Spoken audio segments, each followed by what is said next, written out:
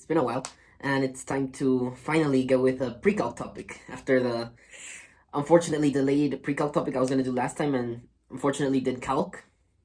Well, here it is. This time we're doing rational functions. Let's get started. The definition is really straightforward. A rational function is the ratio of two polynomials where the polynomial in the denominator, the bottom part, cannot equal 0. That's the most important part about rational functions.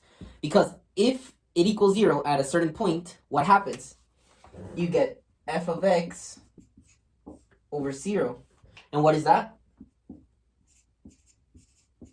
Undefined. So it doesn't matter what f of x is unless it's 0, then it would be something else, but we're not going to get into that yet. If f of x is anything except 0, and there's 0 in the denominator, it becomes undefined, and we can't work with that, you know? So rational functions are, you can do really interesting stuff with them, and the graphs are also really unique, let's put it that way. This is the parent function of rational functions, 1 over x. Now, this is a really interesting graph. Usually we see either a parabola, a weird squiggly line, if it's a sinusoidal, a wave. But in this case, this shape is known as a hyperbola. You don't really need to know the name of the shape, it's just, common knowledge. A rational function like this makes a hyperbola. But why does the graph behave like this? Well, let's put any number into x. Let's do 2, for example. We would have 1 over 2 as our output. If, let's say, 1 is here, 1 over 2 would be around here. Maybe a little lower. So the point, what was it? 2 comma 1/2 would be around here. And as x keeps increasing, the y value will get smaller and smaller and smaller. And I guess the same applies to the left side, but it gets a little weird because it's the negative, So you still have the x values decreasing, and your y values are actually increasing, but one unique thing about whether it's moving left or right is that it's always approaching 0. But why is that? That is called an asymptote. An asymptote is a line where a function or a graph will get so close, but it will never really touch it. It will never be equal to that value. Now, asymptotes come into two. There's vertical and horizontal asymptotes. We'll get into it a little bit more. Let's start with vertical asymptotes right now. A vertical asymptote is formed when only the denominator, this is key by the way, only the denominator is equal to 0. So this bottom part, if it's equal to 0 at x equals a, just a random constant, then it will have a vertical asymptote at that point. So how do we find rational functions' vertical asymptotes? Well, you factor it out. You set the denominator equal to 0 and see at which point does this equal 0. So let's factor it out. Let's see. This would be minus 3 x plus 2.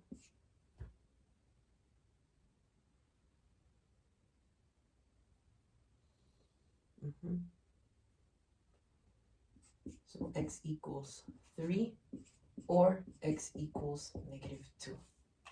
Alright, so I want to establish this really quickly.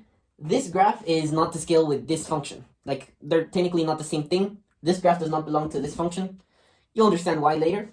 But in this case, if something were to have this as the denominator at x equals 3, let's put it this way. This is 3. At x equals 3, there's a vertical asymptote. Because if it equals 0, it becomes undefined, and we don't want that. That's really bad in math. And in this case, it has two vertical asymptotes, one at negative 2. Like I said, this graph does not match with this function. In this case, it would be something like, not exactly, but like an idea, a rough sketch. It would be something like this. Something like that. But you get the idea, right? If the denominator at x equals a equals 0, then at that point, there will be a vertical asymptote, a line that the function will not cross whatsoever. I definitely think horizontal asymptotes are the trickier ones, because vertical asymptotes are just the zeros of the denominator. That's it. Literally, that's as simple as you can get. Horizontal asymptotes are a little more complicated than that, but it's still really easy to remember, trust me. Alright, so horizontal asymptotes in case of rational functions is just the end behavior of the function. Where is it approaching as x increases or decreases indefinitely? So let's work on this function first. We have a function where the degree on the denominator is bigger than on the numerator. Alright, so this is a tricky concept, but picture this. Only the leading term will affect how big or how small the number is going to be.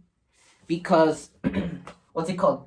Let's say we plug in a really, really big number into x squared. It becomes an even bigger number, right?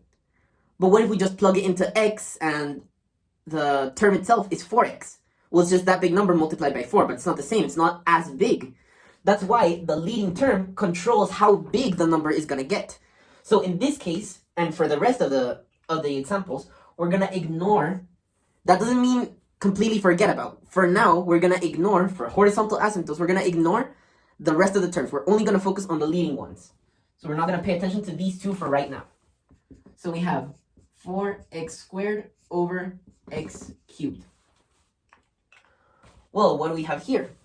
So end behavior is just how a function behaves as x approaches infinity or negative infinity. So let's try something. Let's plug infinity into these two. We get infinity over infinity cubed. Remember, infinity is not a number. You can't actually do operations with it, and this is just to showcase how you get each horizontal asymptote depending on how the function looks like. Alright, so 4 times infinity squared, that's a pretty big number, right? But infinity cubed, that's an even bigger number, just considering that the 3 is greater than the 2. So what do we have here? Well, it's, let's see, something like this. No, you know what? I'll put it like this so you can understand it better. Picture that infinity is a really, really big number. Well, as we saw in the first example, as x grows and grows and grows, it approaches 0. That's the horizontal asymptote. So what do we have here? We have a really small number and a large, large number in the denominator. So what happens? It approaches 0, always. If the degree on the denominator is bigger, the horizontal asymptote is y equals 0. Always. There's no sometimes, always. In this case. Now, what if the degrees are equal? Well, this is even easier. So, the same thing with this. We're not going to pay attention to the rest of the terms. We're going to focus on the terms that control the magnitude. So, let's do the same. Let's plug the infinities in. We have infinity squared over 3 times infinity squared. Well, we have a similar thing to the other one, right? Well, yeah, but these infinities are so close in magnitude, it's not really a difference that we should pay attention to. So what do we do here? Like, this is a really big number, but this is also a really big number. Well, let's say they're almost the exact same number, so they cancel each other out. So what are we left with?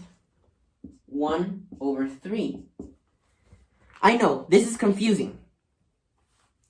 But put it this way. When the degrees are equal, you're gonna ignore the rest of the terms, right? Get the leading terms.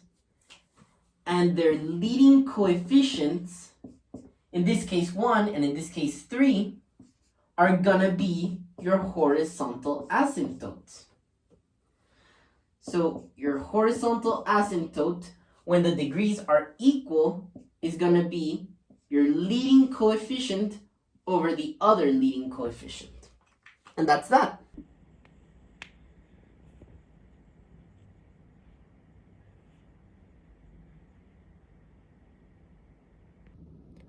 Alright, so let's do the example we didn't get to catch.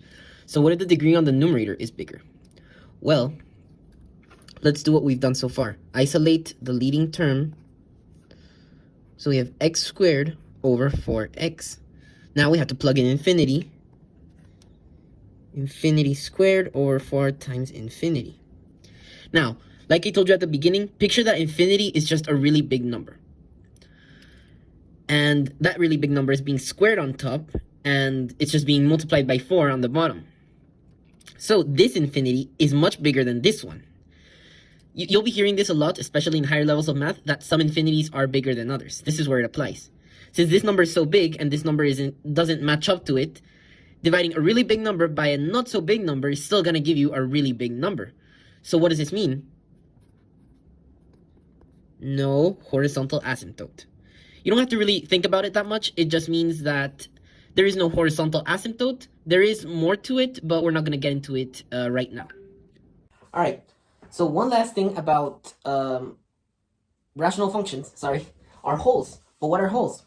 Holes is when at a specific x value, at x equals a constant, the function will result in 0 over 0. That is called an indeterminate value.